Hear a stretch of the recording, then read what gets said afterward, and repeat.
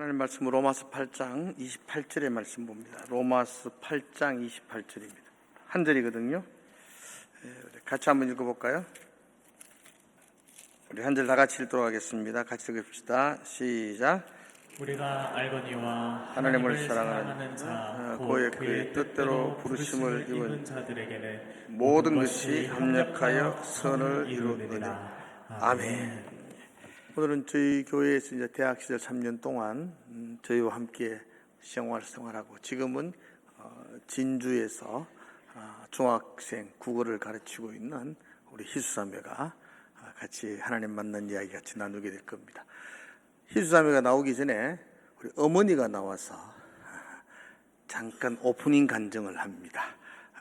우리 어머니 이수미 권사님이십니다. 제 시간 많이 안 뺏겠습니다. 어머니 나오시고 나서 우리 희수자매 나오겠습니다. 어머니 박수하겠습니다. 우리 이수 권사님.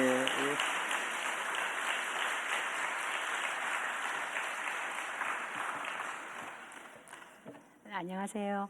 오늘 저는 여기 주 강사의 엄마입니다. 제가 하나님께 이런 기도를 한 적이 있는데요. 저의 인생과 저의 가족에 관하여 하나님의 섭리하심을 사람들한테 꼭 한 번만, 딱 한 번만 기회가 있으면 좋겠다라고 기도를 했습니다. 그런데 이렇게 큰 자리로 이끌어 주실 거라고는 생각도 하지 못했습니다. 저희 가족은 목사님 가정도 아니고 선교사님 가정도 아니고 그렇게 하나님의 큰 사역을 하는 가정도 아닌 여러분들과 같이 평범한 가정입니다. 제가 지금부터 할 이야기는 하나님이 한 가정을 어떻게 구원에 이르게 하시는지에 대한 이야기입니다. 아마 여러분들도 더 많은 공감이 되지 않을까 싶습니다. 지금부터 시작해 보도록 하겠습니다.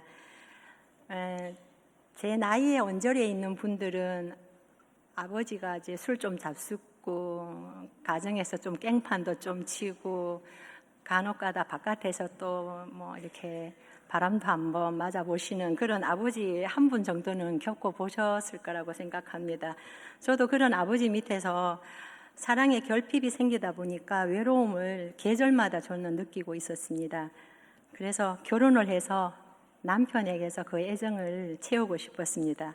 그래서 고등학교 2학년 때는 저희들이 그 교회 분반 공부를 할 때 선생님께서 뭐 여러 말씀을 하셨지만 그거는 별로 제가 기억에 나지는 않고 결혼 기도를 여러분 빨리 하시면 좋겠다. 그래서 이거다. 그러면 결혼 기도를 해야 되겠다.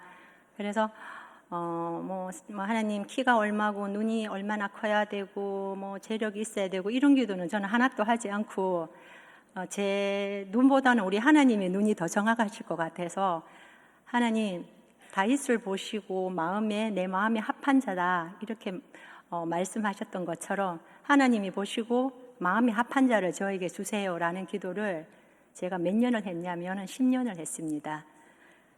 그만큼 저한테는 너무 절박한 문제였거든요. 그래서 이제 그렇게 만난 남편은 그때 그 가정이 절에다가 이름을 올리고 그런 유교와 불교가 이렇게 짬뽕이 되는 그런 집안이었습니다. 그리고 둘째 아들이었는데 갑자기 맞이가 된 아들이었습니다. 저희 친정집은 어머니가 교회를 다니셨으니까 믿는 사이를 원하셨고 또 시댁에서는 교회 다니는 며느리는 절대로 안 된다. 그렇게 했지만 둘이 또 사랑하다 보니까 친정에는 엄마 교회 다닐 거예요. 또 시댁에서는 제가 엄마 쟤는 교회 안 다닐 거야라고 거짓말을 이렇게 싸바싸바 해갖고 이제 결혼을 하게 되었습니다. 제 시댁은 이제 남편이 지금 그때는 둘째였지만 지금 맞이지만 그때 형님이 계셨는데 그때도 하나님께서 이 집안에 믿는 며느리를 보내주셨습니다. 그 큰 며느리와 결혼을 했는데 항상 시댁과의 종교 갈등이 너무나 많았습니다. 그러던 중 이제 그 남편의 형님이 교사로 재직하고 있었는데 열차와 자동차의 추돌 사고로 거기서 형님이 돌아가시게 되었습니다. 그러면 이제 어머니가 어떡한 반응이었냐면 믿는 며느리가 들어와서 우리 귀한 아들이 죽었다 이렇게 생각을 하시니까 둘째 며느리를 또 믿는 며느리를 보는 건 너무 끔찍하신 거겠죠. 그래서 둘째 며느리는 눈코만 다 박혀 있으면 된다. 교회만 안 다니면 된다. 이런 생각을 하고 계셨습니다. 이제 같이 안 사니까 어머니한테는 뭐 제가 그냥 좀 교회는 자유롭게는 잘 다니고 있었습니다. 그러다가 남편도 잘 다니다가 이제 남편이 옛날에 뭐 운동권도 출신이기도 하고 이제 교회에서 하시는 목사님 말씀이 다 거짓말 같기도 하고 그래서 나랑 너무 안 맞다. 그래서 자기는 잠정적으로 그냥 난 방학할 거라고 이제 방학에 돌입을 하고 그래서 이제 시어머니를 속이고 신앙생활을 하던 때 제가 아기가 안 생겨서 시험관 아기를 해서 낳은 딸이 요 뒤에 있는 저 딸입니다. 7개월 만에 출산을 했습니다. 7개월 만에 출산을 한다는 것은 아이가 뱃속에서 막 뭔가 기관이 자라고 있었을 때인데 7개월 만에 나다 보니까 눈이 만들어지지가 않았습니다. 그래서 그 과정에 시력에 문제가 생기며 장애를 안게 되었습니다. 이제 이래 되면 우리 어머니가 또 기세등등 하시겠죠. 좀 있는 며느리가 들어와서 또 애도 저렇게 됐구나. 이제 이렇게 이제 어머니께서 또 생각을 하시고 계셨는데 어느 날 어머니가 저한테 회유를 하셨습니다. 평소와 다르게 아주 부드러운 목소리로 야야 네가 교회만 안 나가면 참 좋겠다. 그러면 내가 너를 더 사랑할 건데 교회만 나가지 마라. 이렇게 말씀을 하셨습니다. 제 인생의 최고로 부드럽게 들어본 목소리였던 것 같아요. 그래서 어머니와 갈등이 제가 이제 그때 며느리가 된 지 뭐 아직 10년 차 밑으로는 아직까지는 꼼짝 못 하잖아요. 뭐 10년 뒤에는 조금 이제 몇 마디 할 수는 있지만 그래서 예, 어머니 알겠습니다라고 이렇게 안 나가겠습니다라고 입으로 제가 시인을 했습니다. 물론 나가기는 하겠지만 그런데 그게 그러고 난 다음부터는 이렇게 되게 평안한 날이 유지가 계속되고 있었습니다. 제가 생각해도 너무나 평안했습니다. 그런데 시간이 지나자 그 고요함이 너무 이상했습니다. 그래서 제가 문득 느낀 게 사탄도 나를 건드리지 않는구나. 그래서 굉장히 자존심이 상했습니다. 얼마나 내가 한심했으면 얘들도 나를 건드리지 않나. 그래서 다시 기도할 힘을 얻고 살았습니다. 그런데 제가 그게 또 그렇게 오래 가지를 않더라고요. 또 어느 날은 어머니가 이제 제가 또 교회 자가 다니는 같다라는 마음이 들었는지 이렇게 말씀하셨습니다. 니처럼 그렇게 교회 다닐 것 같으면 니 나가지 마라 이러시는 거예요. 그러니까 이제 믿지 않는 사람이 봤을 때도 제 신앙이 너무 한심했던 것 같았습니다. 저는 어릴 때부터 교회를 다녔지만 청년 시절부터 하나님에 대한 갈증은 늘 있었습니다. 살아 계신 것 같은데 좀 확신은 좀 들지 않고 하나님의 사랑이 이렇게 온 마음에 채워지지 않는 그런 공허함이 늘 있었기 때문입니다. 주일학교 교사도 하고 성가대도 하고 주일날 놀러 한 번 안 가고 그렇게 청춘을 보냈지만 하나님이 주시는 그의 은혜만으로는 제가 충분치는 않았습니다. 그래서 우리 시어머니가 한 번씩 내뱉으신 그 말들이 제 신앙생활의 걸림돌이 되기도 했지만은 저의 신앙의 현주소를 체크할 수 있는 그런 도구로도 어머니가 쓰이기도 했습니다. 6년간 장애아이를 키우면서 제 육신을 탈탈 틀듯이 그렇게 최선을 다했는데 장애아이를 키우는 데는 보통 일반 아동의 한 5배의 힘이 든다고 합니다. 왜 내게 이런 시련을 주셨을까라는 의문도 가지면서 그 당시는 하나님이 나에게 맡긴 아이다 이렇게 생각하고 열심히 키웠습니다. 그 키운 거는 이제 그거죠. 그때는 좀 시력이 조금 있었으니까 시력이 더 떨어지지 않게 아니면 조금 눈이 확 보이게 하나님 무엇이든지 할 수 있으니까 그런 기도를 하면서 이제 키웠는데 그게 이제 인간적인 한계에 도달하고 영적인 상태는 바닥을 기고 바짝 메말라가 있던 상태였습니다. 그때가 아마 초등학교 아이가 1학년 때였습니다. 제 아이를 위해서 초등학교를 시골로 옮기면 좋겠다 싶어서 이제 옮긴 지 한 2년쯤에 거기는 산청에 있는 작은 교회였습니다. 아주 어르신들 몇 분 계시는 교회였는데 교회 부흥회가 있을 거라고 교회 사모님이 제가 집사였을 때 집사님 기도로 준비하세요. 그래서 한 달간 제가 10시 30분부터 11시까지 30분간 시간을 정해놓고 기도를 계속하고 있었습니다. 그때는 제가 절박한 마음도 있었고 이렇게 하면 뭔가가 은혜가 있겠다 싶어서 습관이 생겨서 계속 기도를 하게 되었습니다. 기도하는 와중에 제 어린 시절 제 친정아버지가 술 한잔 드시고 제 머리 위에 콩나물국을 부으시던 기억이 나고 어린 시절 다락방에서 혼자 그게 외롭게 울고 있는 저의 외로운 모습이 보였습니다. 그게 내적 치유였던 것 같습니다. 어린 나를 40대에 어른의 눈으로 보면서 소름을 하나님께 토해냈고 그 과정을 통해서 부흥회 때 방언이 터지고 제 성격대로 화끈한 성령 체험을 경험했습니다. 기도할 때마다 온몸에 전율이 나고 기름 부음을 경험했습니다. 그날 세상을 보는 시각이 너무 달라지고 하나님이 날 만나주심에 너무 행복해서 길 가다가도 덩실덩실 춤을 추기도 했습니다. 그때 성경에 보면 다윗이 언약궤가 들어오는 걸 보고 너무 좋아서 춤을 추었다라는 그 대목이 있지 않습니까? 아마 그런 마음이지 않을까 이런 생각도 했습니다. 처음에는 하나님께 우리가 기도에 은혜가 빠지며 하나님 사랑합니다 뭐 이런 기도를 해야 되는데 그 과정에서 사랑합니다 아버지라는 말이 입술로 고백이 되지 않았습니다. 왜냐하면 제가 아버지한테 사랑을 못 받았으니까 하늘의 아버지의 그 사랑이 이렇게 말로 고백하기가 쑥스러운 거예요. 그래서 여기 계신 우리 여기 아버님들도 있으시겠죠. 아버지들의 역할이 얼마나 중요한가지 아시기 바랍니다. 자녀들과의 관계를 잘 형성하는 것이 그 자녀가 하나님과의 관계를 형성하는 데도 큰 영향을 미치기 때문입니다. 그래서 가정에서 존경받는 아버지 또 사랑을 주는 아버지가 되시길 바랍니다. 그러면서 교회에서 잠에서 제가 기도하는 시간이 많아졌는데 그 기도의 주요 부분은 제 딸의 시력 회복이기도 했습니다. 하루는 겨울 난로 주변에 밤샘 기도를 하고 자고 일어났는데 갑자기 목소리도 아닌데 뭐가 도장에 이렇게 꽉 박히는 말씀 하나가 울렸습니다. 아시다시피 그 말로만 듣던 하나님의 음성이었습니다.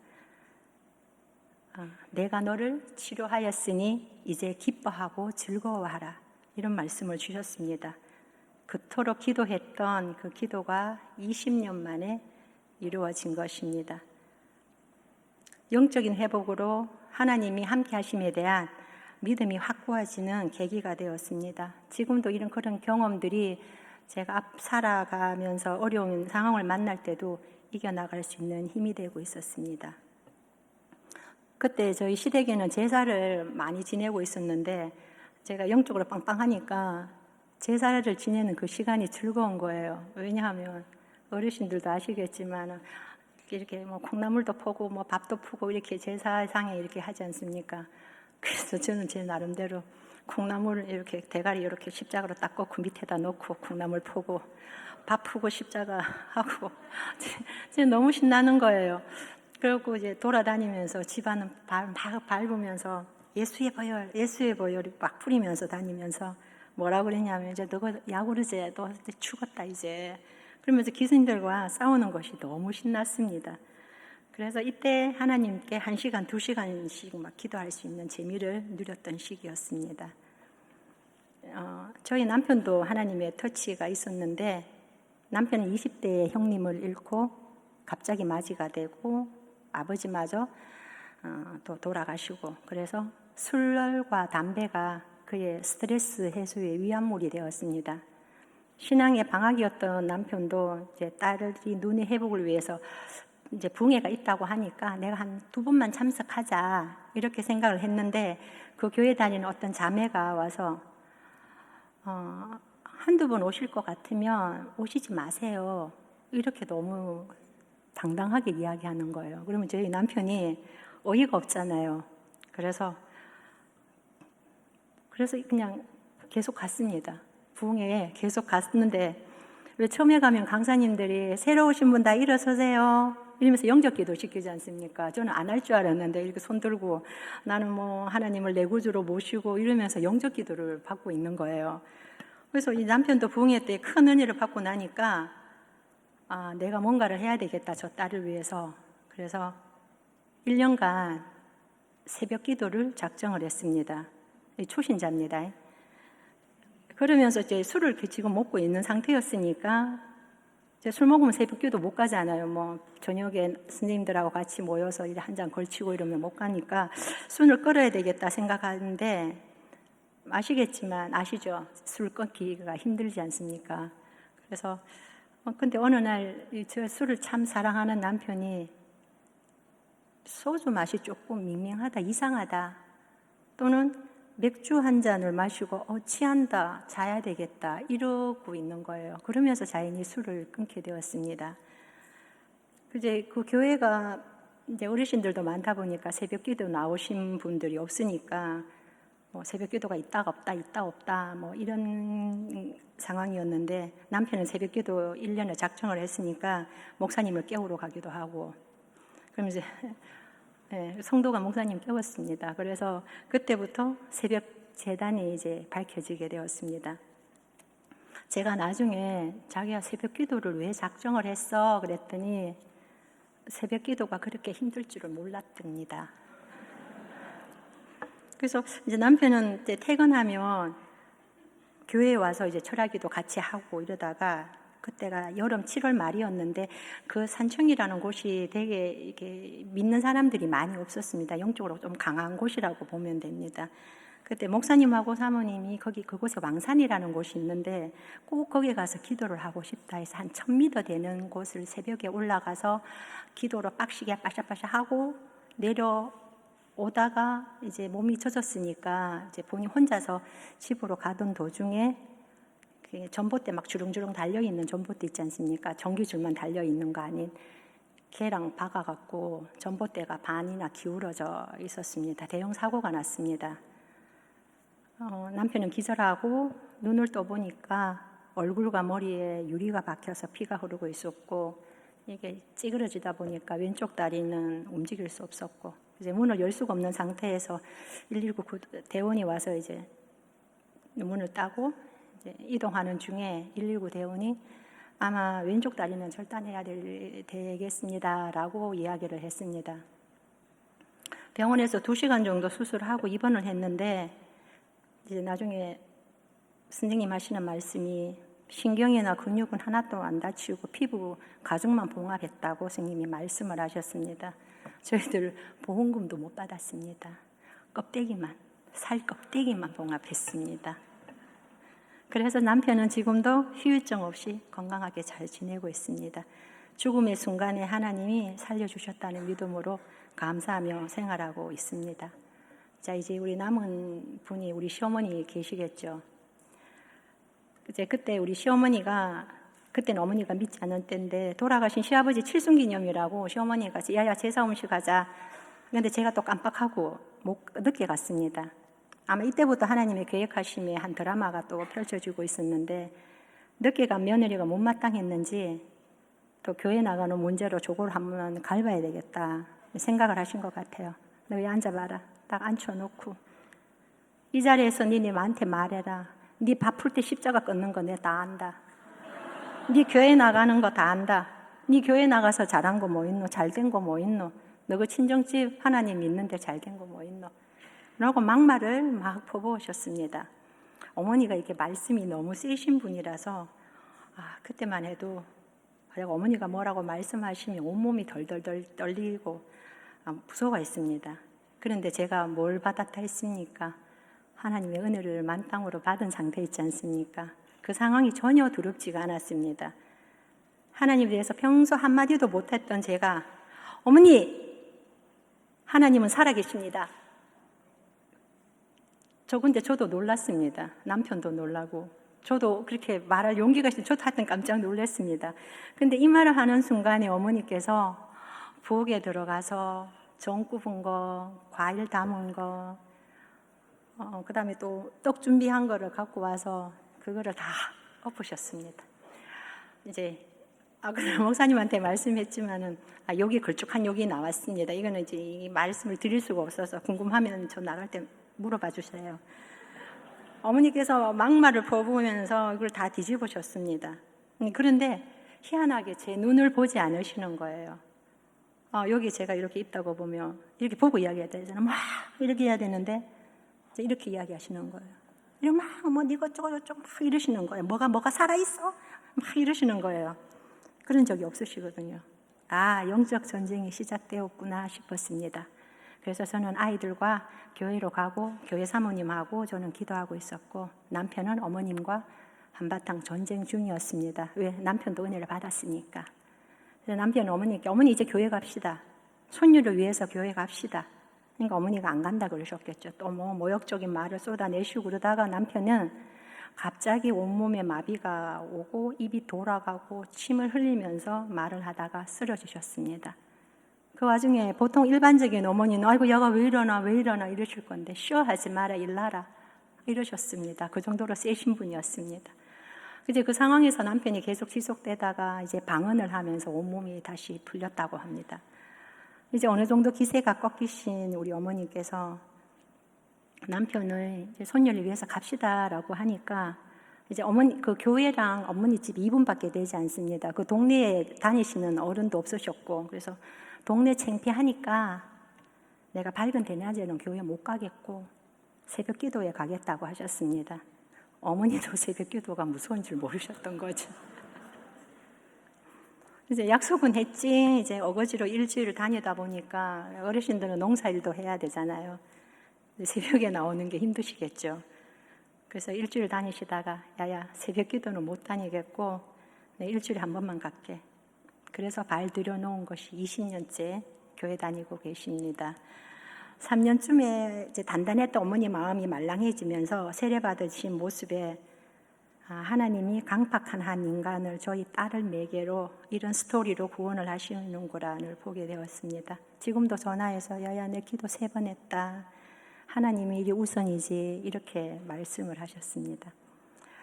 그러지 그때 그 전에 제사를 오랫동안 지냈으니까 제사 지내는 거는 아직까지 습관처럼 하고 계셨는데 제가 또 어머니 뭐 추도식으로 해요 이렇게 말씀은 못 드리지 않습니까? 그래서 구정 때 그 담임 목사님이 여기 전도사님 한 분이 명절날 집에를 못 가고 있으니까 우리 집사님 집에서 식사를 좀 같이 하면 좋겠다 그러셨습니다.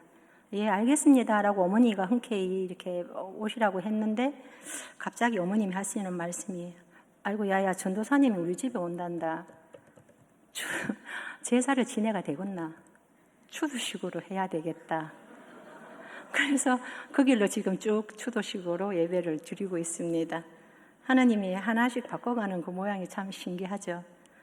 이제 남은 사람은 제 아들입니다. 우리 딸은 또 자기 이야기를 나중에 할 건데 저희 딸의 중학교 진로를 위해서 기도하던 중 새벽 재단에서 하나님이 꿈으로 보여주셔서 남편이 아들을 맡고 저는 딸을 데리고 이제 잘 키워보자는 마음으로 이제 서울로 가게 되어서 가족은 6년간 헤어져 살았습니다. 그 당시 초등학교 4학년에 있던 아들은 엄마를 너무 좋아하는 시기였습니다. 보통 아들 그때까지는 엄마 좋아하지 않습니까? 이제 아빠하고는 사이가 서먹한 상태였는데 아들은 엄마에 대한 그리움으로 너무나 많이 힘들어했고 또 남편은 직장을 다니면서 아이를 또 최선을 다해서 돌보고 있었습니다. 남편은 고등학교 3학년을 담당하면서 많은 아이들을 소위 명문대학에 입학시키는 유능한 국어교사로 인정을 받고 있었는데 정작 자기 아들은 게임에 빠져 있고 도서관 간다 하고 PC방 가고 공부에는 열의가 없었습니다. 그냥 어중간하게 공부하고 있었습니다. 그러던 중 이제 아들이 중학교 2학년 때 영화 하나가 나왔는데 검은 사제라는 영화가 있었습니다.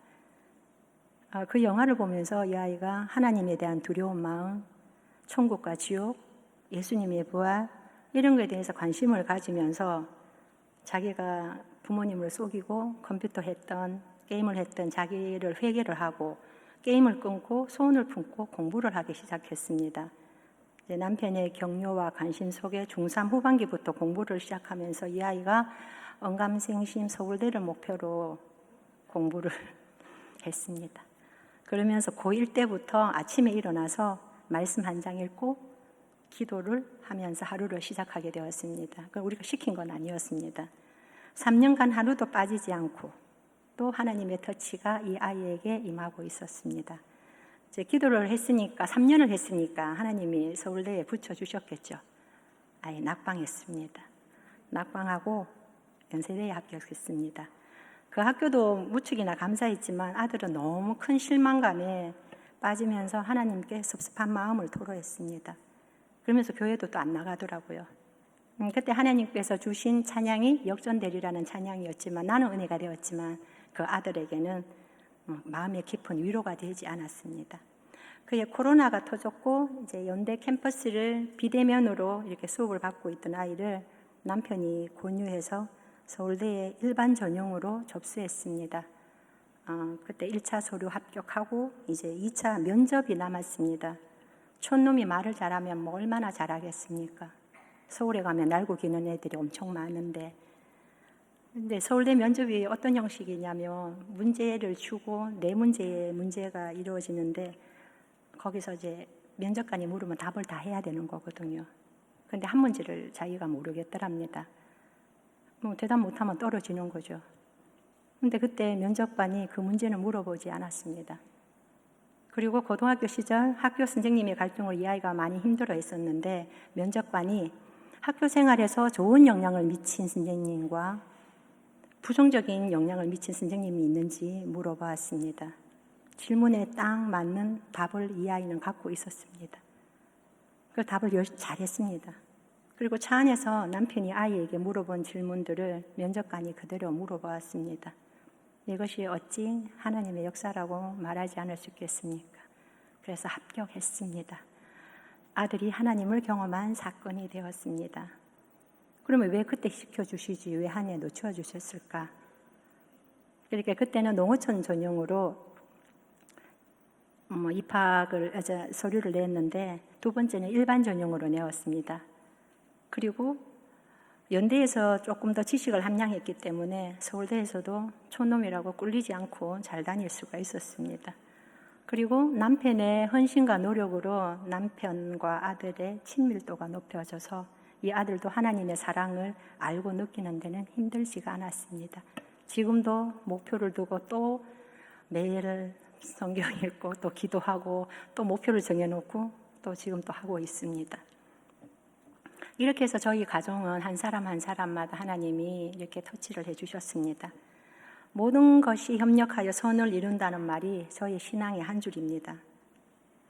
장애아를 주셔서 감당하게 하셨고 장애아 누나 때문에 우리 또 아들이 또 다른 감내를 또 해야 됐고 그 아들의 자존감도 높여주셨고 딸로 인해 남편과 시어머니를 구원해 주신 하나님의 계획하심에 놀랄 따릅니다.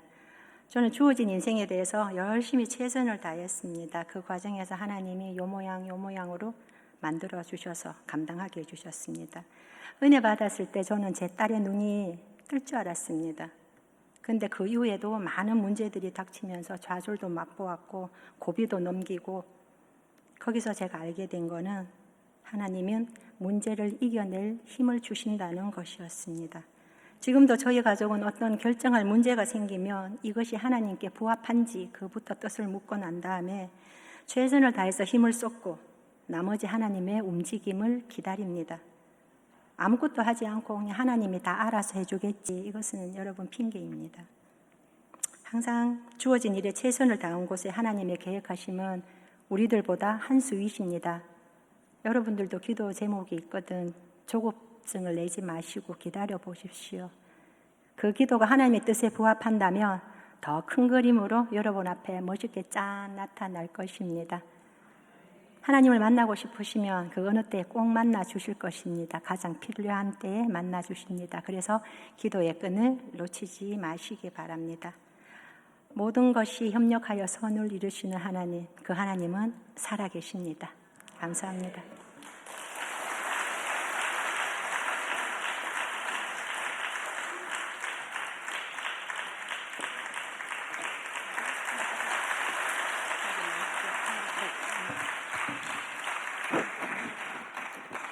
네, 안녕하세요. 목소리 잘 들리시나요? 네, 안녕하세요. 반갑습니다. 저는 어머니께서 소개해 주신 이름 중에 이름도 등장하지 않았던 딸인데요. 제 이름은 김희수라고 하고요. 직업은 국어교사입니다. 진주의 한 중학교에서 국어교사로 근무하고 있습니다. 만나뵙게 돼서 반갑습니다.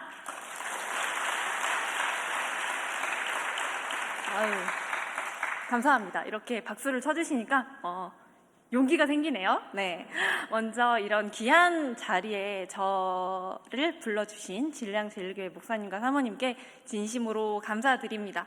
그리고 이제 제 이야기를 들으시면서 앞에 하셨던 어머니보다 감동이 좀 덜한가? 라고 생각하시거나 뭐 저 사람은 저렇게 슬픈 얘기를 뭐 저렇게 방긋방긋 웃으면서 해 라고 생각하실 수도 있는데요. 제가 이 간증을 준비하면서 여러분들한테 드리고 싶었던 말씀은 딱 한 가지입니다. 이 말씀을 들으시면서 이 시간만큼이라도 행복하셨으면 좋겠다라는 바람을 가지면서 제 이야기 시작해 보도록 하겠습니다. 여러분, 저 눈 딱 보시면은 얘 눈 안 보이네 느낌 드시나요? 안 드세요? 그러면은 질문 하나 드릴게요. 만약에 제 두 눈 중에 하나만 딱 보여요. 어느 눈이 보인다고 생각하세요? 이쪽 눈? 네, 역시 그럴 줄 알았습니다. 이쪽 눈은 의안이기 때문에 전혀 보이지가 않고요. 좀 보이는 이 눈도 빛과 어둠 정도만 아주 희미하게 보이는 그런 상태로 거의 실명 상태입니다. 그래서 저는 두 눈이 다 보이지 않는데요. 왜 그러는지 어머니께서 간단하게 설명은 해주셨지만 그래도 제 방식대로 이야기해 보도록 하겠습니다. 들으셨겠지만 7개월 만에 미숙아로 태어났기 때문에 눈이 다 만들어지지 않은 상태에서 미숙아 망막증이라는 병 때문에 시각장애인이 되었습니다. 안 보이는 눈 살리기 위해서 많은 노력을 했겠죠. 수술을 아기 때 한 5번 정도 받았습니다. 왼쪽, 오른쪽 상관없이. 하지만 전혀 차도가 없었고요.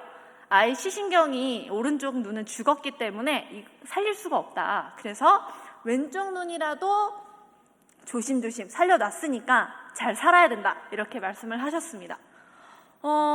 그 이후에도 미숙아 때문에 이렇게 약한 몸으로 인해서 부모님 속을 어지간히 썩였어요. 유행병이란 유행병은 다 걸리고요. 걸음마도 여러분 보통 빠르면 8개월에서 걷던가 늦어도 11개월, 12개월쯤 이렇게 걷는데 저는 무려 18개월 때 걷는 전설을 찍었습니다. 네, 그 전에도 기어다녔다고만 하더라고요. 여러분 혹시 그런 거 경험 있으신가요? 어렸을 때 처음으로 들은 말이 기억에 남는 경험 있으신가요? 없으신가요? 저는 있습니다.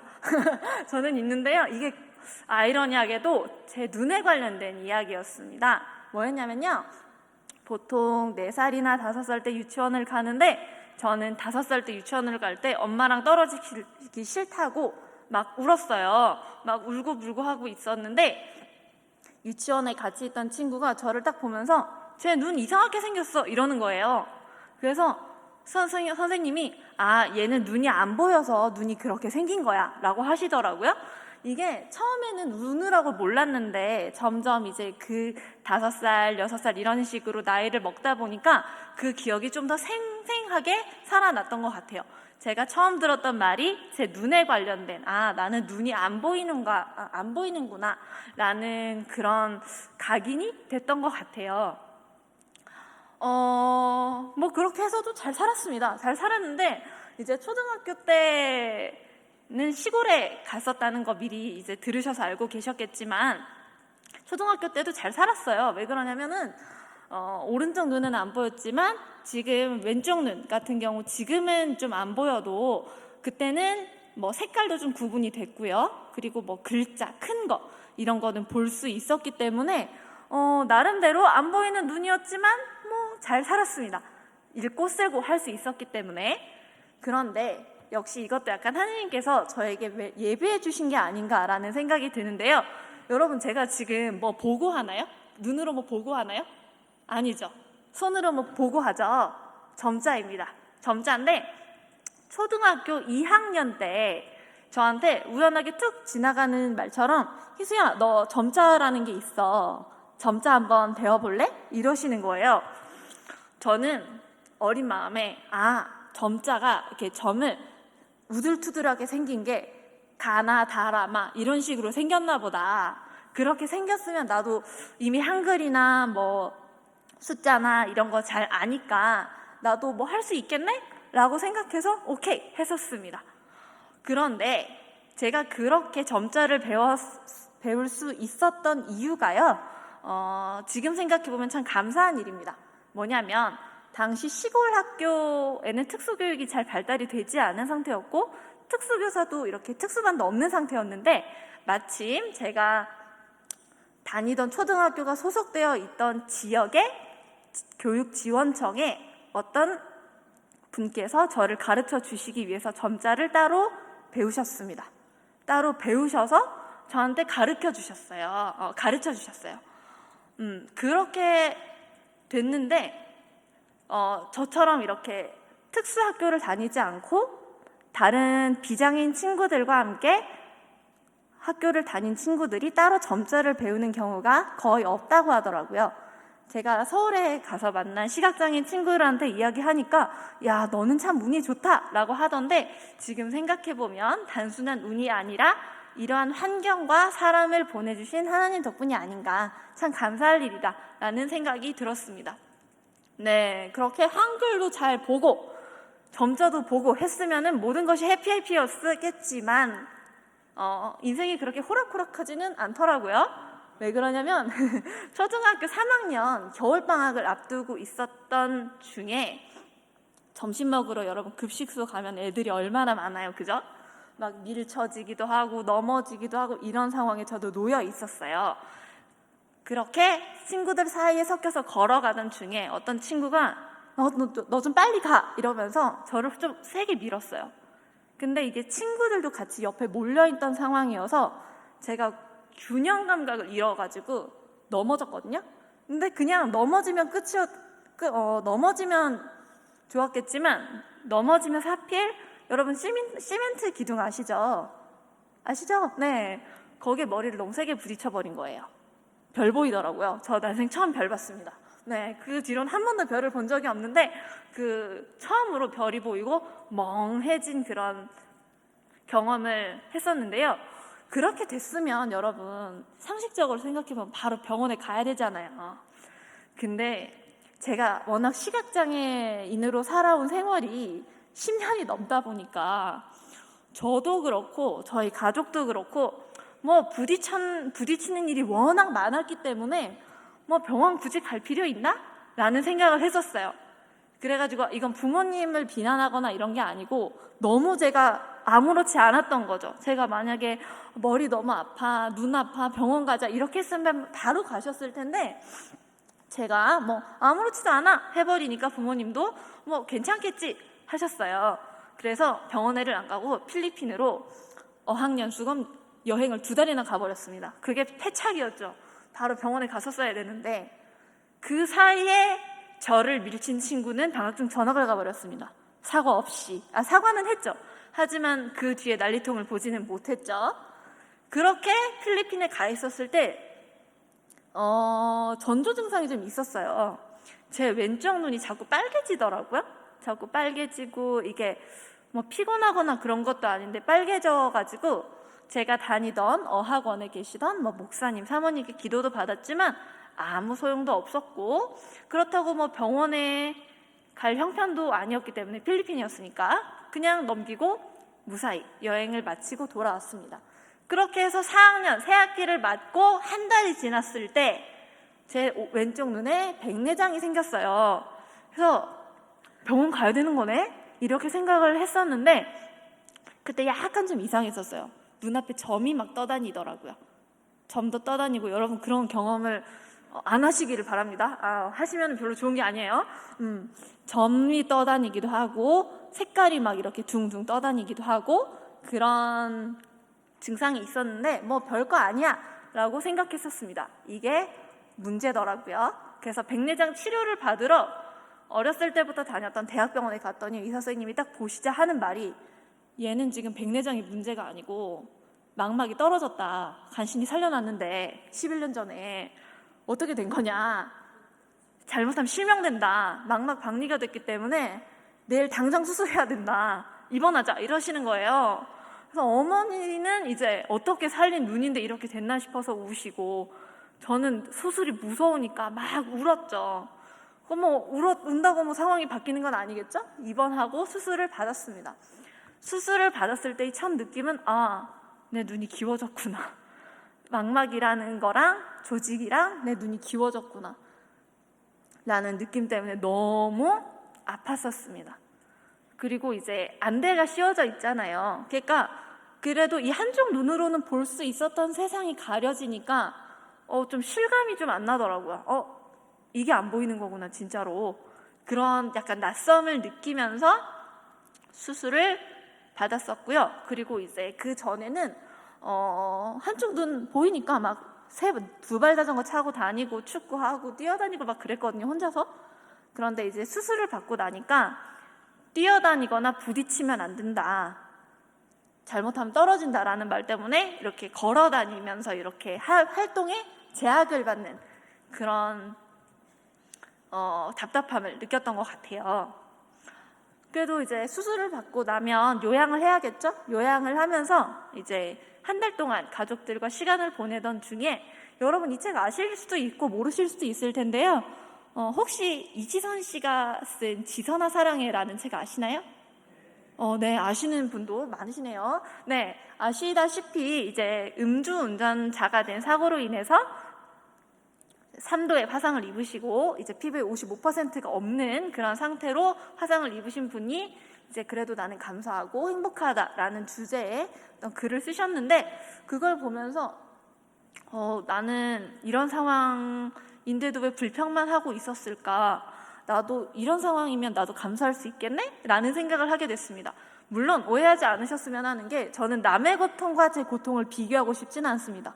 남의 고통은 제가 생각하는 것보다 더 힘들고, 제가 생각했을 때 별거 아닌 고통도 그 당사자에게 너무 힘들다는 걸 잘 알기 때문에 이분과 저를 비교해서 나는 이분보다 행복해 라고 생각하는 건 아니었지만, 그래도 저런 극한 상황, 물리적으로나 객관적으로 봤을 때 저보다 극한 상황에 몰린 분도 이렇게 감사하는데 나도 못할 게 뭐야?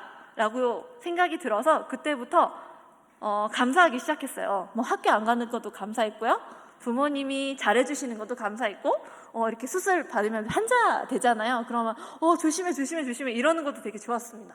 철이 없었죠. 철이 없었는데 어쨌든 그런 걸로라도 감사하는 거를 찾기 시작했습니다. 여러분, 제가 점자에게 왜 했는지 이제 아시겠죠? 그 전에는 한쪽 눈으로라도 볼 수 있었던 글자를 이제 수술을 받고 나니까 절지에 보기 힘들어졌습니다. 그래서 점자를 사용해서 글자를 봐야 되는데 너무 느리죠. 교과서도 봐야 되고요, 책도 봐야 되는데 그게 너무 느려서 힘들었지만 어쨌든 그 점자를 배워뒀기 때문에 제가 다른 분들보다는 좀 더 쉽게 이렇게 재활을 하지 않았을까 싶습니다.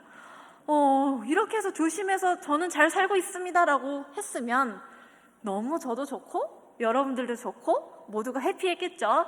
하지만 인생은 드라마입니다, 여러분. 조심했지만 수술은 결국 성공적이지 못했습니다. 조심해서 이렇게 지내면서 4학년 2학기가 되었을 때 의사가 그러더라고요. 이거를 망막이랑 눈이랑 실로 묶어놨는데 이게 상태가 안 좋다, 자꾸 떨어진다. 그래서 실리콘 같은 거를 넣어가지고 수술을 받아야 할 정도로 지금 안 좋다라고 하시더라고요. 다행인지 불행인지 그 수술 통보를 받은 게 일주일 전이어가지고요, 그렇게 날벼락 같지는 않았고요. 그래서 다시 수술을 받았는데 3번 더 받았습니다, 수술을. 제가요, 보통 처음 수술 받았을 때 진통제도 안 맞고 버텼어요. 괜찮은 것 같아서. 근데 그 3번의 수술은 장난이 아니었습니다. 이제 실리콘을 넣는 수술을 받았을 때는 여러분 이게 오일 재질이에요. 그래서 이게 누워 있잖아요. 그럼 이게 가라앉아 버려서 이게 제대로 안정이 안 돼요. 그래서 엎드려 있었어야 됐어요. 24시간 베개에 고개를 대고 침대에 엎드려 있는 상태니까 허리는 허리대로 아프고 숨은 숨대로 못 쉬겠는 거예요. 그래서 제가 수술을 받고 어머니 아버지한테 울면서 나 10초만 셀 테니까, 내가 큰 소리로 셀 테니까 잠시만 고개 돌리고 있으면 안 되겠냐, 조금만 옆으로 누워 있을게, 애원을 했던 기억이 납니다. 네, 그래서 어머니와 아버지를 울렸던 그런 불효녀가 되었습니다. 네, 그렇게 이렇게 수술을 받다 보니까 힘들더라고요. 이제 수술 부위는 수술 부위대로 아프지, 눈은 어쩔 수 없이 눈동자를 굴려대니까 그 상처랑 눈이랑 자꾸 닿으니까 아프지, 그러면서 병실이 떠나가라 울고 막 진통제 몇 번씩 맞으면서 하루하루를 보내던 중에 제가 또 이지선 씨가 쓰신 오늘도 행복합니다 라는 책을 읽었어요. 그래서 그걸 보고 어머니랑 둘이 같이 읽고 하루에 즐거운 일 하나 또는 뭐 감사한 일 하나를 꼭 찾아서 말해보자 라는 이렇게 미션처럼 했었어요. 그래서 저는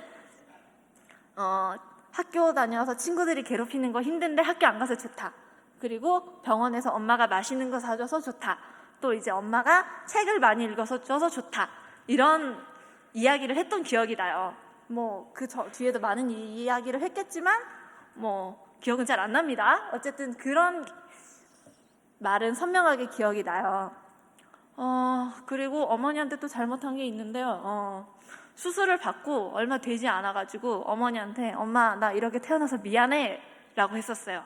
아직도 죄송합니다. 아무리 그래도 그런 말은 하면 안 되는 것이었는데 어머니가 아직도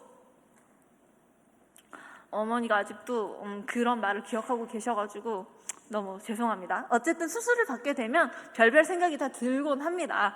네, 어쨌든 그렇습니다. 그런데 이렇게 9번의 수술, 제가 눈 수술만 9번을 받았거든요. 9번의 수술을 받았지만 수술은 성공적이지 못했습니다. 결국 이제 이 수술의 여파로 인해서 통증은 계속 이어지고 있어요. 구조적으로 눈이 아프게 됐기 때문에 왼쪽 눈에 아직도 지속적으로 통증이 있는 상태로 하루하루를 이제 통증이 심해지면 또 시작이네 이러면서 버티고 있는 상황입니다.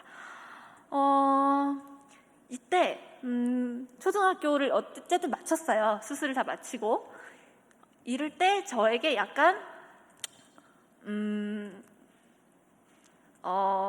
약간 뭐라고 해야 될까요? 전환점의 기회를 주셨다고 해야 될까요? 어머니께서 말씀 아까 전에 하셨던 얘기 기억하실지 모르겠는데 딸을 위해서 눈을 시력을 회복을 위해서 기도하고 있다, 열심히 기도했다라고 하셨잖아요. 여러분 아셨겠지만 저 시골교회 다녔다고 어머니께서 말씀하셨잖아요. 시골교회 부흥회가 열리면 저는 맨날 불려나갔습니다. 예수 이름으로 명하노니 희수의 눈을 뜨게 해주시옵소서 아멘 이러면서요. 근데 여러분 이거를요 초등학교 1학년 때부터 초등학교 6학년 때까지 받으려니까 너무 힘들었습니다. 안 낫잖아요. 그렇게 해도 안 낫고, 그리고 사춘기잖아요. 누구 관심 받는 거 너무 싫고 부흥회만 들어가면 목사님이랑 사모님한테 불려가는 것도 너무 싫었고, 그리고 제 나름대로 열심히 기도해봐도 눈이 나올 기미가 없는 거예요. 그래서 열심히 생각을 해보고 기도를 해봤더니 이렇게까지 발버둥을 쳤는데도 불구하고 기도를 안 들어주시는 거는 이렇게 살라는 뜻인가 보다. 하나님께서 저한테 이렇게 태어나게 하신 이유가 있는 건가 보다. 그런 생각이 들어서 초등학교 6학년 때 어머니 아버지한테 엄마 아빠 진짜 미안한데 이제 내 시력 회복을 위한 기도는 좀 멈춰줬으면 좋겠다라고 말씀을 드렸어요. 여러분 이게 상상이 되세요? 이게 부모님의 간절함을 너무도 잘 아는 입장에서 이런 말씀을 드린다는 게 너무 무섭고 너무 죄송했습니다. 그런데 다행히도 어머니나 아버지께서 오히려 네가 우리한테 이런 말을 해줘서 너무 고맙다. 덕분에 나도 이제 이런 기도를 안 하게 된 것 같아. 이렇게 기도를 멈추고 저는 어떤 제 눈에 대한 기도는 좀 이제 멈춰서 해방이 되었던 그런 생각이 납니다. 네, 이제 뭐 서울 얘기도 어머니가 짧게 하셨는데요. 초등학교를 졸업하고 중학교 1학년 때 서울로 올라가서 음악을 시작했습니다. 왜 음악 안 하고 국어교사 하고 있지? 라고 생각하실 수 있는데요. 첼로 했었는데 아무리 연습하고 꾸준히 해도 안 늘더라고요. 음악적 재능은 탁월해야 한다는 걸 깨달았습니다. 저는 안 되더라고요. 그리고 여러분 이거는 아실 수도 있는데요. 시각장애인들 가끔 방송에 보시면 음악 연습하면 악보 없이 보잖아요. 다 외워서 하는 거죠. 그게 연주곡뿐만이 아니라 사소한 곡 연주도 다 외워서 해야 됩니다. 그래서 다른 사람 그냥 악보 보고 자연스럽게 곡을 익히는데 반해서 저희 같은 시각장애인들은 먼저 곡을 다 외운 뒤에 익혀야 되니까 시간은 몇 배로 걸리는 그런 실정이었습니다. 그래도 최선을 다했습니다. 진짜 열심히 했고요. 무엇보다 힘들었던 거는 여러분 그런 음악 하시는 분들 아면 아시겠지만 음마다 왜 프레이징을 잡아가지고 악상을 떠올리라고 하잖아요. 아무리 해도 안 되더라고요. 나는 왜 여기서 왜 슬픔을 느껴야 되지라는 생각이 전혀 들지 않았습니다. 네, 전혀 들지 않았고요. 저에게 음악적 재능이 있다고 생각했으나 그냥 음악을 좋아하는 사람이었던 거죠. 하지만 그래도 음악을 했기 때문에 학교 오케스트라에 참여해서 지금은 전쟁 중이라 못 가는 러시아도 갔다 왔고요. 일본이나 싱가포르에 갔다 오는 값진 경험을 했었습니다. 연주할 때마다 반의 반도 보여주지 못했어요. 진짜 열심히 했는데도 손이 덜덜 떨리고 악기 잡은 손은 덜덜 떨려서 음도 제대로 못 집었고요. 그다음에 활 잡은 손이 덜덜 떨려가지고 악기 소리도 제대로 안 나는 게 너무 억울했었습니다. 그런데 여러분 지금 보세요. 저 떠는 것 같으세요? 아니죠. 네, 말하는 건 이렇게 좋더라고요. 그래서 약간 난 이런 길인가? 라는 생각을 좀 했었습니다. 결국에 고등학교 2학년 말에 어머니와 과감히 첼로를 그만두기로 했습니다. 첼로를 그만두고 제가 좋아하는 전공 과목인 국어, 그리고 학생들한테 말하는 거 좋아하고 가르쳐주는 거 좋아하니까 교사, 그래서 국어교사가 되자라고 생각해서 여기 경북에 근처에 있는 학교의 국어교과에 진학을 하게 되었습니다. 지금 생각해보면 지금 하느님께서 시기적절하게 진로를 바꾸게 해주신 게 아닌가라는 생각이 드는데요. 만약 대학교 때 그만뒀다면 얼마나 큰 후회와 자책이 남았을지 상상만 해도 끔찍합니다. 저는 사실 이제 공부를 할 때마다 그때 첼로 하지 말걸 이런 생각을 좀 많이 했었어요. 후회를 했었고요. 근데 지금 와서 생각해보면 그 경험이 또 흘려보낸 게 아니었다는 생각이 듭니다. 오래 앉아있는 거 잘할 수 있게 됐고요. 외워지는 것도 여러분 한글은 음보다 외워지는 건 쉽습니다. 그래서 외우는 게 좀 나았고요. 그 다음에 이제 외워지니까 좀 적용은 되잖아요. 음악은 아무리 외워도 적용이 안 되더라고요. 저는 그래서 음악 하시는 분들 존경합니다. 어떻게 하시는지 저는 아직도 잘 모르겠습니다. 네, 그렇게 해서 이제 대학에 진학을 해서 다녔어요. 근데 여러분 교회 지금 보시면 아시겠지만 안내견이 지금 저 뒤에 있거든요. 안내견이랑 같이 다니기 시작했어요. 대학교 2학년 때. 그 전에는 여러분 시각장애인이 자주 사용하는 케인, 그러니까 흰지팡이를 사용하거나 아니면 다른 사람의 팔을 잡고 이렇게 다니는 생활을 했었는데 이게 언뜻 보면 편해 보여도 이게 내 독립성이 없거든요. 그 도와주는 사람의 일정이 어쩔 수 없이 맞춰야 되는 경우도 있고 흰지팡이를 가지고 걸어 다니면 아무래도 부딪히는 경우도 좀 많고 그래서 안내견을 이제 만나가지고 대학교 2학년 때부터 다녀서 독립적으로 잘 다니게 되었습니다. 만약에 그때 안 만났으면 지금 안내견을 만나고자 했으면 더 힘들었을 거예요. 왜 그러냐면 그 당시 2018년쯤에는 안내견에 대한 홍보나 그런 게 지금처럼 많이 이루어지지 않은 상황이어서 제가 안내견 매칭을 희망하고 반년 뒤에 아니구나 1년 뒤에 바로 이제 신청을 받을 수 있었는데 지금은 2년 넘어야 합니다. 2년이 더 걸려야 돼요. 그래서 그것도 하나님께서 주신 게 아닌가라는 생각이 듭니다. 참고로 지금 안내견은 그때 만났던 안내견이 아닙니다. 그 친구는 은퇴했고요. 얘는 작년에 만났습니다.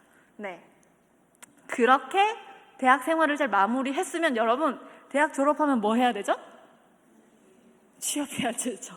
취업. 차라리 대학 시간이 나왔습니다. 대학은 학생이라는 게 있잖아요. 근데 취업 못하면 취준생이라는 포장지를 뒤집어 쓴 백수가 되는 겁니다. 그래서 저는 제 스스로를 백수라 생각했어요. 여러분들은 생각하지 않으셔도 돼요. 저는 제 자신을 이거는 그냥 고시생을 빙자한 백수다라고 생각하면서 살았습니다. 네, 그거를 이제 얘기해 드릴게요. 솔직히 이게 더 드라마예요. 왜냐하면 제가 그 전까지는 교회에 대해서 딱히 막 열심히 빠지지 않고는 다녔지만 하느님을 만나야 된다라는 절박함이나 인격적으로 나를 만나주시려나? 라는 생각은 없었고 그냥 다른 가족들이 은혜를 받을 때 부러워하기만 했던 상황이었습니다. 그런데 이제 임용 준비를 하면서 그런 값진 시간을 가지게 되었는데요. 졸업 학년 때 재미삼아 경험삼아 봤던 임용 시험을 시작으로 총 4번의 시험을 보았습니다. 얼마나 힘드셨겠어요? 저희 부모님께서 처음에야 괜찮겠지. 나 아직 학생이야. 아직 젊으니까 괜찮을 거야. 라고 생각하면서도 나름대로 열심히 했습니다. 그런데 3번째 시험에 떨어지고 나니까 여러분 눈에 뵈는 게 없었습니다. 발등에 불 떨어졌잖아요. 나이는 먹어가는데 돈도 못 벌지. 부모님은 열심히 해봐라. 뭐 내가 될 때까지 지원해줄게 우리가 이러시는데 그게 더 부담감인 거 아시죠 여러분? 네. 얼마나 죄송해요. 그리고 뵐 면목도 없고요. 게다가 제가 또 시각장애인이잖아요. 교과서 한 번 그냥 서점에서 사서 읽는 게 불가능하잖아요. 그래서 교과서를 만약에 한글 파일로 교과서를 사면 그걸 어머니께서 다 스캔을 뜨셔서 텍스트 파일이나 한글 파일로 다 쳐주셔야 되는 상황이었습니다. 특히 이제 책 같은 경우는 모르겠는데 모의고사 같은 경우 학원에서 나오는 거는 다 쳐주셔야 되는 입장에서 맨날 밤새셨거든요. 그래서 제가 이제 나는 4번째 또 떨어지면 난 이건 인간이 아니다. 부모님 진짜 고생시킨다. 그런 생각 때문에 전략을 바꾸기 시작했습니다. 어떻게 바꿨냐면요. 또 다를 수도 있어요. 나는 이렇게 했는데 라고 하시면 뭐 저랑 차이가 있는 거니까 이거는 그냥 제 자랑이 아니고요. 이 속에서 하나님을 만난다는 얘기를 하고 싶었던 겁니다. 옛날에는 시간을 정해놓고 그 시간이 끝나지 않으면 자리에서 일어나지 않았는데 마지막 시험 공부를 할 때는 양을 정해놓고 집중력 있게 딱 공부한 뒤에 시간 남으면 놀았습니다. 놀고 낮잠도 자고 아예 쉬기도 하고 이런 식으로 해서 공부 효능이 높아졌는데요. 그 속에서 아마 하나님께서 저에게 쉼을 주신 게 아닌가라는 생각이 듭니다. 어떻게든 시간 안에 다 해야 된다. 나는 이걸 어떻게든 다 해야 돼. 라는 강박관념에 사로잡혀 있던 저에게 그 강박을 내려놓게 하신 게 아닌가라는 생각이 들고요. 그 속에서 대신에 기도를 허락하셨던 것 같습니다. 기도를요. 그 전엔 좀 의무적으로 했어요. 기도 안 하면 벌 받을까 봐. 그래도 믿는 집안 자식인데 공부할 때 기도 안 하면 벌 받을까 봐 그냥 의무적으로 했었는데요. 그 당시에는 기도를 진짜 웃으면서 했어요. 하느님 뭐 이런 식으로 아침에 눈 뜨면 하느님 오늘 기분 좋아요. 오늘 저 공부 잘할 수 있을까요? 이렇게 기도하기도 하고요. 안 되면 하느님 오늘 공부 안 되는데 오늘 쉬라는 의미신가요? 이러면서 기도하기도 하고요. 여러분 그 화살 기도라는 거 아실지 모르겠는데 상황이나 장소에 상관없이 형식 없이 그냥 마음속으로 기도하는 건데 저는 그런 거 많이 했었습니다. 물론 아침마다 무릎 꿇고 기도하는 경우도 있었지만 그런 경우도 했었는데 기도에는 형식도 중요하지만 이렇게 편안한 마음속에서 기도하는 게 중요하구나 라는 깨달음을 얻었습니다. 자, 여러분들이 예상하시는 결과는 뭔가요? 이렇게 해서 즐겁게 시험 준비를 해서 합격을 했대요 하면 좋겠지만요. 여러분 시험 합격은 멀고도 멀었습니다. 열심히 시험 준비했어요. 진짜로 11월 달 되니까 임용시험은 아시다시피 11월 말에 칩니다. 11월 달 되니까 잠도 안 오고 공부 막 미친 듯이 하고 막 그랬었거든요. 면역력이 약해졌나 봐요. 시험 5일 전에 코로나 걸렸습니다. 저는 팬데믹 때도 코로나에 걸리지 않은 사람입니다. 근데 시험 5일 앞두고 고열나서 검사해보니까 코로나 양성 딱 뜨더라고요. 정말 어이가 없었고요. 이게 무슨 일이고 라는 생각밖에 들지 않았습니다. 근데 약간 부모님은 정말 어떻게 해야 될지 모르시겠다라고 하시더라고요. 너 시험 볼 수 있겠어? 뭐 이렇게 연락하는데 진짜 미안하다 뭐 이런 말씀을 하셨었는데 저는 약간 그 전까지 했던 기도가 약간 도움이 됐던 것 같아요. 좀 어이는 없었지만 두렵지는 않았습니다.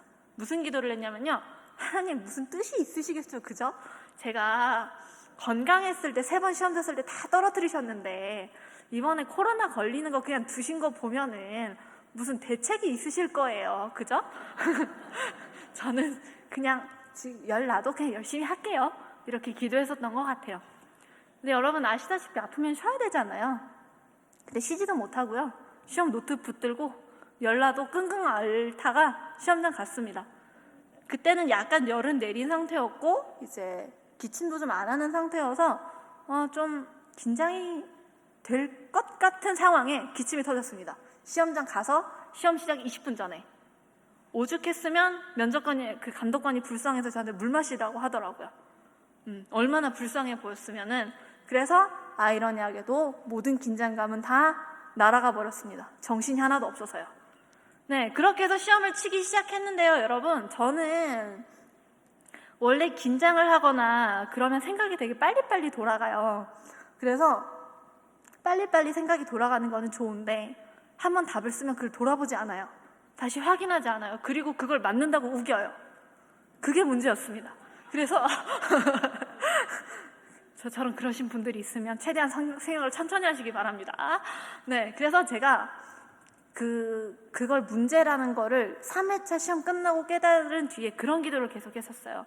하느님, 제발 제 머리랑 손을 조절하셔서 제발 한 번 할 생각 2번, 3번 하게 해주시고 최대한 생각을 천천히 하게 해주세요 라고 했는데요.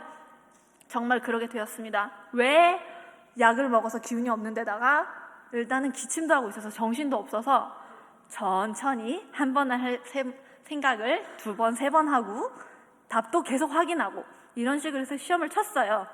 거기까지는 좋았는데 여러분, 이게 너무 천천히 하다 보니까 시간 분배가 완전히 엉망진창이 됐습니다. 그래서 이제 마지막 시험을 칠 때 2문제는 거의 찍다시피 해서 쓰고 왔어요. 그래서 그날 밤에 엉엉 울었습니다. 이런 말 하시면 그렇지만 술도 한잔 했습니다. 나는 끝났다. 이렇게 열심히 했는데 왜? 이런 생각을 하다가 동생이 그러더라고요. 옆에서. 이미 동생은 서울대 합격한 상태여서 영적 충만한 상태였잖아요. 그래서 누나, 이제는 시간이 됐어. 교회 다닐 시간이 온 것 같아. 그러더라고요. 왜 그랬냐면 제가 코로나 팬데믹 이후에 시험 공부도 하고 그러니까 주일도 공부를 했거든요. 그래서 주일날은 그냥 TV나 유튜브로 예배를 드리는 경우가 많았습니다. 그래서 그런가? 동생 말 들으니까 동생 말은 믿음이 가잖아요. 쟤네 서울대를 붙은 앤데 하나님이 도우셨잖아요. 그래서 그런가? 그러면 나도 교회 가볼까? 라는 생각이 들었고 이때 교회 가면 좀 더 은혜를 받을 수 있겠다 라는 생각이 들어서 교회 나가기 시작했는데 확실히 어떤 예배를 드리는 자세나 태도가 달라진 것 같습니다. 그리고 시험 이제 결과가 한 달쯤 있다가 발표가 돼요. 시험을 치면 시험 결과를 기다리면서 하나님과 정말 깊게 이야기했다는 생각이 들어요. 단순한 기도가 아니었고요. 아침에 일어나서 하나님, 오늘 떨리긴 하지만 그래도 오늘 하루도 즐겁게 보내게 해주실 거죠? 이런 식으로 기도하면서 하루하루를 보냈고요. 그리고 새벽 5시 반마다 일어나서 큐티를 했었습니다. 큐티를 했는데 그때 그런 말씀을 하시더라고요. 하느님께 마음 한 구석을 비워드려야 예수님께서 찾아오신다. 저는 그 전까지는 알아서 찾아오셔야 내가 만나는 거 아닌가? 그런 생각을 했었는데 그 말씀을 들으면서 내가 먼저 마음의 문을 열고 예수님을 기다려야 오셔서 나를 만나실 수 있구나 라는 생각이 들었습니다. 그래서 그때부터 정말 하느님과 이야기하는 것, 아버지와 딸이 이야기하는 것처럼 그렇게 이야기를 했었던 것 같아요. 진짜 아버지한테 하는 거죠. 아빠 나 오늘 기분 좋아 이런 식으로는 안 했지만 하느님 오늘 성경 말씀이 너무 좋아요. 눈물이 나요. 이런 식으로 했었던 것 같아요. 그렇게 해서 그런 합격 기도도 했지만 그런 기도를 약간 다짐처럼 했었던 것 같아요. 이 시간만큼은 어떤 것에도 바뀔 수 없는 좋은 시간입니다. 그래서 시험에 합격하거나 떨어지거나에 상관없이 저는 이 시간을 계속 하겠습니다. 그런 기도를 했었어요. 정말 떨어져도 이 기도를 계속 해야 된다 라는 다짐을 했었던 것 같고요. 그런 기도 속에서 약간 마음의 문이 좀 더 주님께 열린 것 같습니다. 그렇게 해서 4번째 시험 봤다고 했으니까 붙었겠죠? 임용 1차 합격을 했는데요. 그때 정말 내가 잘해서 좋다라는 기쁨보다 그냥 감사하다라는 기도밖에 들지 않았어요. 정말 차분하게 어머니께서 너 왜 그렇게 차분하게 기도했니? 라고 하실 정도로 차분하게 기도를 드릴 수 있었고요. 그리고 제가 생각했던 점수보다 좀 더 높은 점수로 합격을 할 수 있어서 정말 감사했다라는 생각이 듭니다. 그리고 네, 아멘 해주셔서 감사합니다. 자, 근데 여러분 임용 쳐보신 분도 이제 국가고시 쳐보신 분은 아시겠지만 1차만이 끝이 아니잖아요. 2차도 있잖아요. 수업시험과 면접이 있습니다. 수업시험은 뭐 열심히 연습하면 돼요. 문제 열심히 풀고 지도안 만들고 이제 연습 열심히 하면 준비한 걸 면접관님들 앞에서 바로 하면 되는데 면접이 문제입니다. 면접은 어떤 문제가 나올지 모르죠. 그래서 열심히 한다고는 했지만 정말 떨면서 갔습니다. 1박 2일 동안 치러지는 2차 시험에서 첫날 수업 시험을 어찌어찌 마치고 다음날 면접 시험을 기다리던 그때 저는 덜덜덜 떨고 있었습니다. 손 덜덜 떨리고요. 식은땀 나고요. 아무 생각도 안 나고. 그래서 하나님께 기도했어요. 하나님, 저 너무 떨려요. 어떡하죠? 어떡해요. 다 까먹을 것 같아요. 이렇게 해주셨는데 완전 개망신당하면 어떡하지? 막 이러면서 별별 생각을 다 했던 중에 딱 그런 마음의 소리가 들리더라고요. 희수야, 너 괜찮을 거야. 내가 옆에 있을게. 그런 마음의 소리를 딱 들었어요. 딱 느껴졌다고 할까요? 저는 솔직히 그런 마음의 소리 같은 거 안 믿었어요. 에이, 상상이겠지. 아니면 저분은 나랑 뭔가 좀 달라가지고 느끼시나 보다. 근데 그게 상상인지 아닌지 생각할 겨를도 없이 제가 그냥 작은 목소리로 네? 하고 대답했어요. 그 순간 기적적으로 진짜 기적이었어요. 마음이 너무 편해지더라고요. 네, 마음이 너무 편해져서 차분한 마음으로 면접을 볼 수 있었고요. 근데 좀 불행하게도 그 마음의 목소리는 그 이후로는 다시는 듣지 못하고 있습니다. 네. 좀 더 절박해지거나 깊은 상황이 올 때 이제 들릴 거라고 생각하고 있고요. 그 뒤에 이제 감사하게도 합격이 되었을 때 정말 울면서 기도했어요. 근데 정말 나의 노력, 제 개인의 노력, 태도, 시험 문제 같은 것에 대한 어떤 운이라고 생각이 들지 않고 하나님께서 다 예비하셨구나. 시험 문제도 내가 아는 거 내주시고 면접도 내가 할 수 있는 걸로 내주시고 그리고 비록 코로나에 걸리기는 했지만 생각도 그 덕분에 천천히 할 수 있게 됐구나. 그런 생각을 하더라고요. 원래 합격되면 모든 것이 미화되기 마련이기 때문에 그 전까지 애탔던 그 모든 것들이 다 감사함으로 다가오기 시작했고 지금도 그렇게 생각하고 있습니다. 네, 그렇게 해서 이렇게 계속 아침마다 제가 기도드렸다고 했잖아요. 큐티하고 성경 통독하고. 그래서 솔직히 1년만 하려고 했어요. 합격하고 1년만 하자. 근데 2년째 또 하고 있습니다. 아침 출근하기 전에 일어나서 큐티하고 기도하고 출근하느라 저는 30분 더 일찍 일어나고 있는데 뭐 어떡해요. 약속을 했는데 어쩔 수 없지만 그래도 그렇게 기도하게 되니까 어떤 하루의 일상들이 좀 더 정리가 되고 하나님께 모든 걸 맡긴다라는 생각이 들었습니다. 여러분, 저희 어머니랑 아버지께서 제가 어렸을 때 시력 회복이 돼서 독립적으로 희수가 살았으면 좋겠다라는 기도를 하셨었어요. 그런데 지금 저 보시면 눈 시력 거의 없고요. 그리고 안내견 있어야 다닙니다. 그런데 정말 하나님께서는 다른 방향으로 저를 독립시켜 주신 것 같아요. 알아서 안내견이랑 같이 버스로 출퇴근하고 있고요.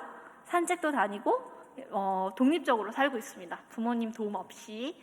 그래서 우리가 생각했던 방향과는 다르지만 그 기도를 하나님께서는 듣고 계시는구나 라는 생각이 들었습니다. 이제 제 이야기도 거의 막바지인데요. 많이 피곤하시죠? 네, 이제 최대한 빨리 끝낼게요. 국어교사로 이제 안내견이랑 중학교에서 다니고 있습니다. 여러분 시각장애인 교사 보신 적 있으세요? 그 학교에서? 없으신 것 같죠? 대답을 보니까 학교도 그런 시각장애인 교사가 처음이었습니다. 이제 특수학교로 가시는 분들은 있는데 공립학교로 가는 경우는 거의 없어요. 그러니까 서울이나 이런 데는 모르겠는데 약간 지방으로 내려올수록 그런 경우가 많지는 않다고 해요. 특히 이제 일반 국어니까. 그래서 학교도 이 선생님을 어떻게 해야 되나? 왜냐하면은 이런 거죠. 예를 들어서 불편하다고 교육청에 항의라도 넣어버리면 바로 감사 들어오고 민원 넣어버리잖아요. 저는 또 제 나름대로 학교한테 불편 끼칠까봐 죄송해서 뭐 서로 이제 어쩔 줄 몰라 하는 상황? 그래서 조율을 하면서 2년 동안 보냈어요. 지금도 조율 중이고 왜냐하면 이분들은 근본적으로 어떤 시각장애인의 어려움을 이해를 못하세요. 당연하죠. 어떻게 알겠어요. 저도 다른 유형의 장애를 가지신 분들의 상황을 감히 이해할 수 없는데 어쨌든 그래도 좋은 학교와 동료 선생님들을 만나서 행복하게 학교 생활을 하고 있고요. 여러분 혹시 내 자녀가 시각장애인 교사를 만나면 어떤 질문을 할까 생각해 보신 적 있으세요? 생각 안 해보셨죠? 애들 보통 어떤 질문 하냐면 저 쌤 죄송한데 눈이 어떻게 안 보이게 됐는지 알려주시면 안 돼요? 이렇게 질문해요. 근데 애들이 착해가지고 차마 물어보지를 못하고 되게 머뭇거려요. 제가 왜 여러분들한테 제 눈이 왜 이렇게 됐고 시멘트 기둥에 박아가지고 안 보이게 됐 이런 말을 왜 그렇게 자연스럽게 할 수 있었겠어요? 다 애들한테 했기 때문에 다 했습니다. 여러분 궁금하지? 내 눈 뭐 어디가 안 보일 것 같아? 그러면 애들이 오른쪽 눈은 보일 것 같아요. 들렸는데 이러면서요. 그러면 애들이 되게 좋아해요. 왜 그러냐면 저렇게 자유롭게 얘기할 수 있구나. 그러면서 장애에 대한 벽을 허물게 된 것 같아요. 그 친구들이. 근데 저는 또 미처 이번 간증을 준비하면서 생각했던 게 제 장애를 제가 웃으면서 말할 수 있다는 것 자체가 너무 감사하더라고요. 안 그러신 분들도 계실 거 아니에요. 힘든 상처이실 수도 있고 나는 차마 이걸 드러내고 싶지 않아 라고 생각하는 분들도 계실 거예요. 그래서 저만 보시고 다른 장애인 분들 봤을 때 저분들도 편하게 얘기했지라고 생각하시면 안 됩니다. 저는 저고 그분들은 그분들입니다. 제가 하고 싶은 말은 제가 제 장애를 부끄러워하지 않고 편안한 마음으로 친구들한테 알려주면서 그 아이들과 저의 벽을 허물 수 있다는 것에 대한 감사입니다. 네. 수업 시간에 눈 안 보여가지고 불편한 거 뭐 있을까 생각해보면 여러분 뭐가 제일 불편할 것 같으세요? 그쵸. 표정이 안 보입니다. 저도 지금 여러분들 표정이 보고 싶어서 죽을 것 같아요. 여러분들이 지금 제 이야기가 지겨운지 눈물을 흘리고 계신지 웃으시는지 뭐 다른 걸 하시는지 저는 모릅니다. 게다가 애들이 사춘기잖아요. 수업 시간에 얼마나 딴짓을 하겠어요. 그러면서 야, 너 지금 소리 들려. 쌤 저 안 했는데요. 이래요. 답답하죠. 하지만 제 나름대로 제 장애를 오픈하고 이렇게 하니까 애들이 오히려 선생님 제 딴짓해요 이렇게 말해주더라고요. 애들 착해요. 요즘 막 중2병이네 뭐니 해도 착한 애들 많습니다. 그래서 오히려 제가 오픈하고 너희들이 나를 속이는 거는 어쩔 수 없는데 그거 어차피 너희들 다 책임이야 이렇게 말해버리니까 여러분 이제 친구들도 나름대로 보완할 수 있는 그렇게 하면서 어쩌지 학교 생활을 하고 있습니다. 제발 어떻게 들으셨는지 모르겠어요. 어떻게 좀 들을만 하셨어요? 네, 다행이네요. 다행이고 어떤 분은 생각했던 것보다 드라마틱하지는 않네 라고 생각하실 수도 있고 어떤 분은 가슴이 너무 아파 라고 생각하시는 분도 있고 어떤 분은 제 생각처럼 즐거우셨을 수도 있을 것 같아요. 저는 이번 간증을 준비하면서 저에게 주셨던 하느님께서 예배하셨던 이 삶이 저에게 행복했고 그리고 즐겁다라는 말씀을 드릴 수 있었다는 것에 대해서 감사합니다. 그리고 이런 제 마음이 전달되었으면 좋겠다라는 생각이 듭니다. 그리고 이번 간증을 통해서 제가 여러분들보다 더 행복했던 것 같아요.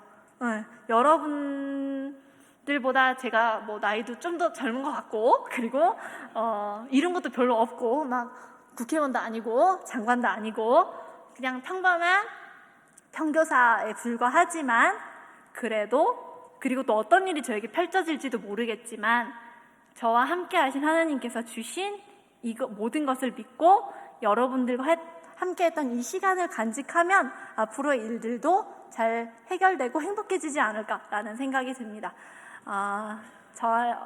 부족한 제가 이런 말씀을 드리게 돼서 너무 감사했고요.